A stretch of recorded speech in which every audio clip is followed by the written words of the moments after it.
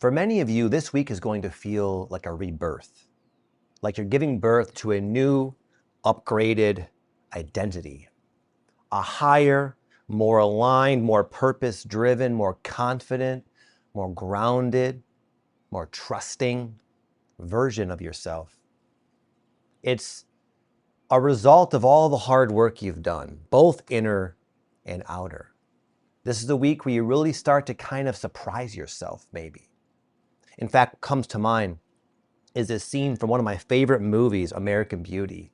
It's about this guy, Kevin Spacey plays the main protagonist, and he's a guy that really is very displeased with his life. He lives kind of a sad existence. He's a doormat for everybody in his life, even his children and his wife, they step all over him. He has a job that he absolutely cannot stand. And they really go out of their way in the movie to portray him as a very misaligned, unhappy guy. And then his neighbor moves in next door and they become friends, and something sparks in Kevin that he hasn't seen in himself in a very long time. This almost like memory of who he once was, but has forgotten about. And he just starts to kind of march to the beat of his own drum. And he starts taking back control and charge of his life. And there's one epic scene that has always stuck with me that is very kind of captured what I'm trying to convey here in this initial gist of what you can expect this week.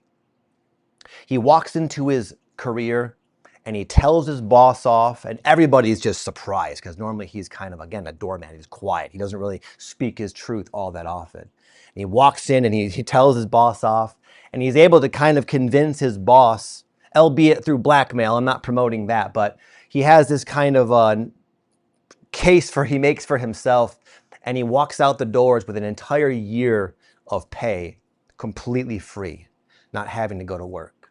And he gets into his car and he actually lights up a doobie and he's listening to American Woman on the radio, cruising around, just sort of contemplating what had just went down. And he said to himself, it's very nice when you still have the ability to surprise yourself. And this week you might find yourself surprising yourself. You might discover parts of yourself that either you've forgotten about completely, or parts of yourself that you didn't even know were there, but are now shining through. And with this new upgraded identity, you will also probably feel a renewal of optimism, confidence, faith. Maybe your situation that sort of led to this breakthrough got a little bit dicey at times, but it was all serving this purpose of showing you who you really are at the core. And now that you're aware of it, you can bring yourself into all of your affairs this week. It's a week of rebirth, a week of transformation, and a week of you discovering who you truly are. I can't imagine anything more hopeful than that. With that said, as I always do, I'll break this down into I have a 3 to 5 different themes. We'll see how many I decide to talk about, but 3 to 5 different more grounded themes that you can expect to be experiencing this week from May 30th to April 5th, 2026. Welcome to my channel, my friends. If I didn't introduce myself, my name is Victor Oddo, and it's a pleasure to have you here. Theme number 1, you might find your intuition is bugging you for expression. These newly awakened parts of yourself are going to want to have a voice, and might even not leave you alone until you finally put it into form in whatever way makes sense for you. And this is a good thing. This is going to feel good. It feels good to express yourself. It feels good to create something that is meaningful to you, that comes not from your head, but from your gut, but from your soul, from the natural sparks of inspiration. And you might find yourself almost where you can't ignore it. You can't, the muse won't stop bothering you until you finally start taking some action. What comes to mind is this story I read about when I was doing a lot of research into dream interpretation and active imagination, both very powerful transformation modalities created by Carl Jung. Not really dream interpretation per se, but the active imagination for sure. And anyway, there was this one woman, and she could not sleep because she found every time she went to bed, she was just full of ideas. at the time in her life, she was doing she was redecorating her kitchen or something, some kind of redecoration project in her home. And she found that when it was time to go to bed, she'd fall asleep, but then she'd wake up and her mind would just be spinning in circles about what color should the drapes be? What kind of windows do I want? All these different details. And even though there was this element of excitement, there was this artistic quality to these thoughts, it was disturbing her sleep. And because she was taught how to do active imagination, which basically is a way of, if you don't know, it's a way of communicating with your subconscious, basically. And anyway, so she was laying there in bed one night, she couldn't sleep, once again kept up with all the ideas, and she finally decided to apply this active imagination. So she closed her eyes and she started asking the part of herself that wouldn't shut up with all the different ideas for the redecorating. And what she found is that she was able to communicate with this sort of creative part of herself. And what it said to her is, you never give us an outlet. Redecorating your kitchen is the only thing we've had in a very long time, and quite frankly, we're excited about it. And the only time you give yourself an opening for us to come through and try to help enrich your life is at night. So the woman decided to talk back to this part of her psyche and say, well, how about I start painting again? How about I start doing more creative projects? Would that suffice? Will you let me get some sleep and some shut-eye, please? And it died down. But the point is, most of us can relate with that woman. Most of us don't really give ourselves the time and the space to create. Sometimes our mind says, well, this doesn't make any sense. How is painting going to help my life, for example? I'm not a painter. I'm not going to sell them. I'm not even very good. I got bills to pay. I got to go to work. And yet, because of this because we're just too freaking busy, because of the way we choose to live our lives, there are these parts of ourselves that are neglected. And during this week, you might find those parts, if you relate with this, parts of yourself are going to start speaking up a little bit more. They might keep you awake at night, but good. This is not a bad thing. And what I found is whenever you make time for your inspired creations, they oftentimes will help all the other areas of your life flourish, albeit sometimes in indirect, roundabout ways. Nonetheless, it will restore balance to you. It'll restore balance to the psyche, to the self, and then you get to go about your duties, going to work, feeding the kids, whatever you got to do, tending to the farm, grooming your pets. You'll be able to do it from a more stable, well-rounded, more integrated place. And some of you listening to this right now have probably been being hounded for quite some time, as it is. This is probably not new to you. And for a long time, you may have just had not excuse, but the reasonable reason to not do it because you were so unclear. There was so much fog, so many different perspectives you were entertaining to where you may have been for a time willing to start taking action on these creative ideas, but you genuinely didn't know where to begin. But that time has come and passed. There's enough clarity now. There's enough time now if you choose to create it. And anything you put out there, even if you're painting a painting that no one's ever going to see except you, that I don't think yet we fully understand what that really does, not just to the person, but to the world. Because right now we're living in a world that's a mess, and you have the majority of people who are so closed off to their other parts of themselves that they don't even know it's there. And we're seeing the product of imbalanced human beings conducting themselves. And that's why you see all this stuff going on. So right now, it might seem like a simple, inconsequential thing. You busting out your crayon, whatever it is you want to do. Maybe it's not painting. Maybe it's something else. But there's no telling how much this can bring to you. And then the different, this is sometimes a way we tap into these other versions of ourselves, as I spoke about earlier. And then there's just no telling the ripple effect you will have out there in the world. So it is a very important thing. No inspired idea isn't well thought out by the great creator we have here. There's oftentimes implications and reasons and a far a very wide ripple effect that our minds can't see. But that's not a reason not to do it just because we don't see it. This week also, especially around the full moon time, which I believe is on Wednesday, what comes to mind is like Mercury retrograde, if you know what that sort of implies, for your relationships. You might just have a lot of awareness, we'll say, about all the myriad of different ways you relate with other people, whether it's your friends, your coworkers, your intimate partners, even your dogs. My dogs are here, that's why I keep referencing them without really needing to necessarily. And it can come in the form of obvious circumstances that sort of demand your attention, but it doesn't have to be that way. You know, in the past, I would look at sometimes astrology forecasts and see something like relationship turbulence, things like that. And I would be like, oh God, who's it coming from? Is it going to come from her? Maybe something with Patty, my wife. And I'd be like on eggshells waiting for like the shoe to drop. But a lot of times it's not like that. It doesn't require that.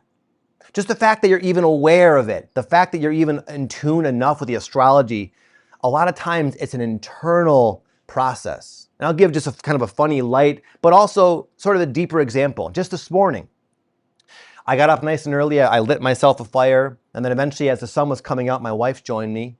And because I had gotten up so early, I was getting sleepy. So after sitting here for like 2 hours, as the sun was coming up, I decided to do my mobility drills. So I took my shirt off and sat there in front of the sun. I was doing my arm circles and leg kicks and things like that. And the reason I say this is because my wife was sitting right there in that chair. And I caught myself thinking like an adolescent. I found that part of me was showing off my how high I can kick my leg and things like that. And it was this interesting thing where it was a genuine thing to do my mobility drills, but I became aware of this like face of my ego that still needs to impress my wife, a woman I've literally been with for over half of my life. We've been thick as thieves from the day we met, and it's unnecessary. It's outdated. Now, why am I doing that? Well, that we'll see. The full moon will probably take me a little deeper into that. Well, I could guess. Lack of self-worth. Maybe I feel like I need to do extra to be worthy of love, friendships, success, abundance. I'm not there yet. That was just a little crack, a little something I noticed. Curious to see where it goes. But the point is, when I say Mercury retrograde for relationships, you don't have to be on eggshells expecting major unexpected conflict to just arise in your moment that you're going to be caught off guard with and have to deal with, and it's going to be messy and uncomfortable. Maybe, and if that's the case, good, you'll need that, but it doesn't have to be that way. It doesn't need to be that way. A lot of it's going to be very internal. But nonetheless, what's the result of this? Well, me, for example, maybe I learned I don't have to impress my wife anymore. I can do my mobility drills, and instead of focusing on how she's perceiving me, I can focus on tuning in with the sun.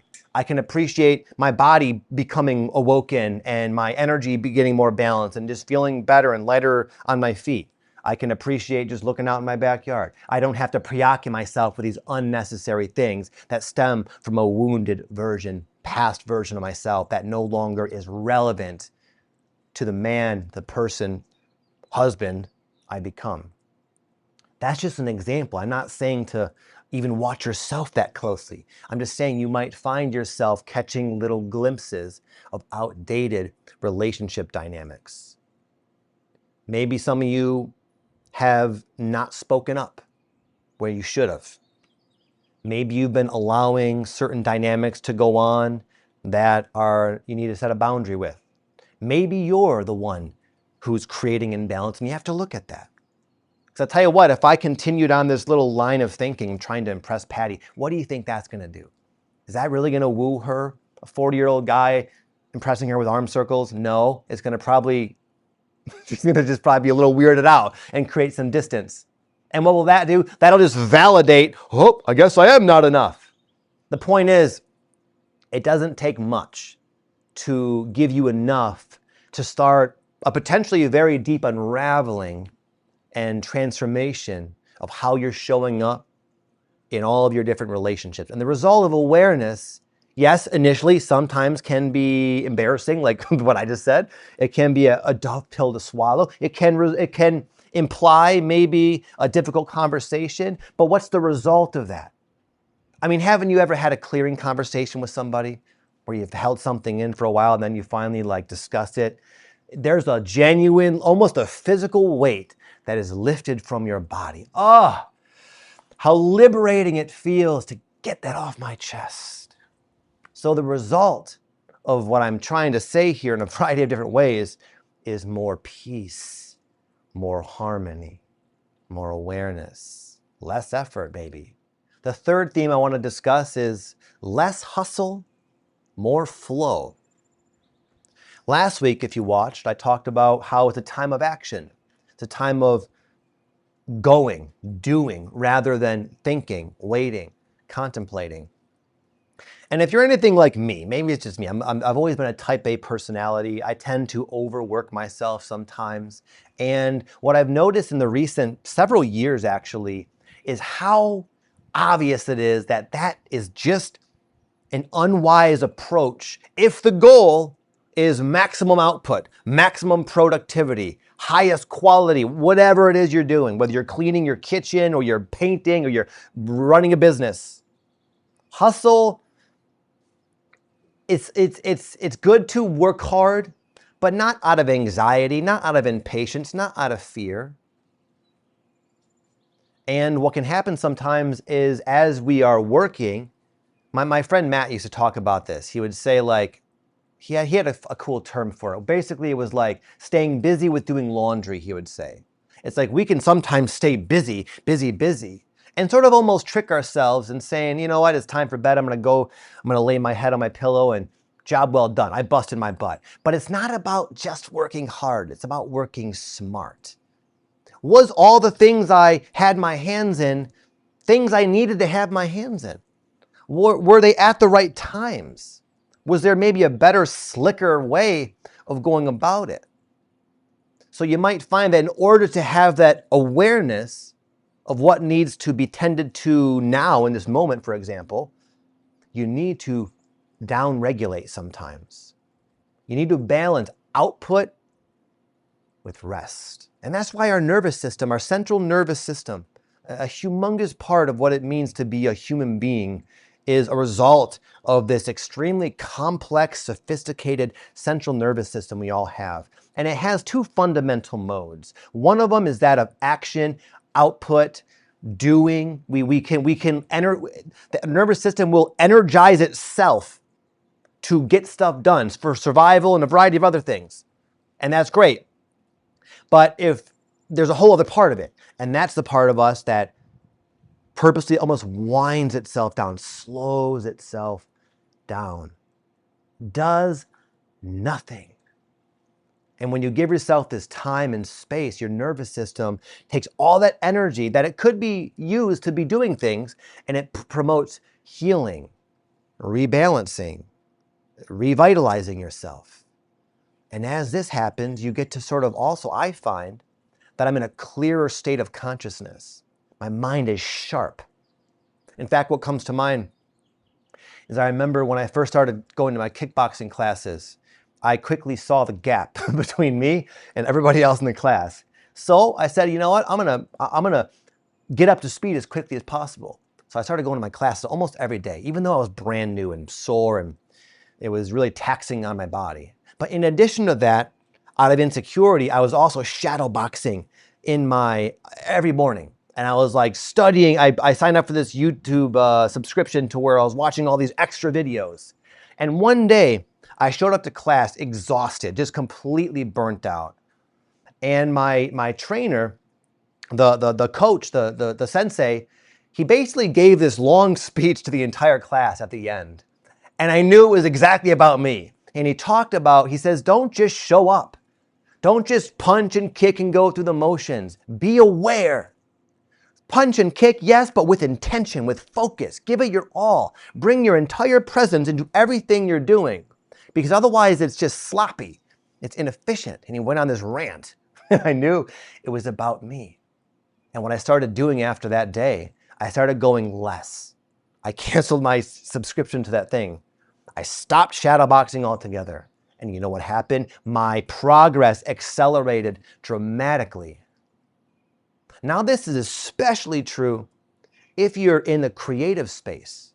Like for me as a YouTuber, I found so many times it's embarrassing to even, I couldn't even count. I found out how essential it is to not overtax my creative self and to produce at the same rate that I rest. The harder you train, the more energy you want to bring to your life, your business, whatever, the more you're going to need to rest. The more sleep you're going to need, the more meditation you're going to need, the more long, mundane strolls, down the street you're going to need. And that is what can help you. Because when you do something, as my instructor Angel says, with intention, with focus, at the right timing, your output is exponentially more impactful. And what you might find, what the universe, I think, is trying to show us is we don't have to work so hard. You don't have to train so hard, Vic, to become a better kickboxer. But you do need to train smart. You do need to stay aware. You do need to stay tuned in to your life so you can realize when there is an opportunity to move. And a healthy nervous system, to finally tie it back, is to be able to turn it on when you need it and then wind it down when you don't. And our lifestyle makes it so difficult because to most people, winding down is watching TV while on their phone. How many do that? You're watching TV, but you're also on your phone. And yeah, you're just sitting there. Yeah, the lights are out, some of them, not this one, not the TV. Next time you do that, pay attention to how your body feels. It's not resting. You're not tapping into what they call the parasympathetic branch, your autonomic nervous system. Your body is not, your body still thinks you're in activation mode. And what does that do? It makes it so you can't sleep at night, even though you should be able to in theory, because your body is stuck. It's stuck in this doing, but the quality is diminishing. Your vitality is depleting. Your awareness is decreasing. And it's very easy to burn out. I used to burn out all the time because my body's saying, you're doing too much. Take a freaking chill pill. You don't need to do it like this. So what you might find is, yeah, there's still a lot of things you want to do. You're still probably in the process of building up your new life. And it's not about going slower necessarily. In archery, there's this quote, slow is smooth and smooth is fast.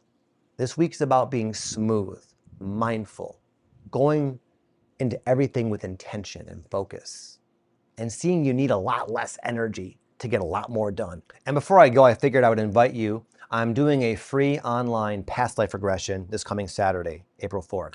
It's free to join. If you want to be a part of it, I'll leave a link down below in the description there. And also I'll pin a comment to the top of the comment section from me.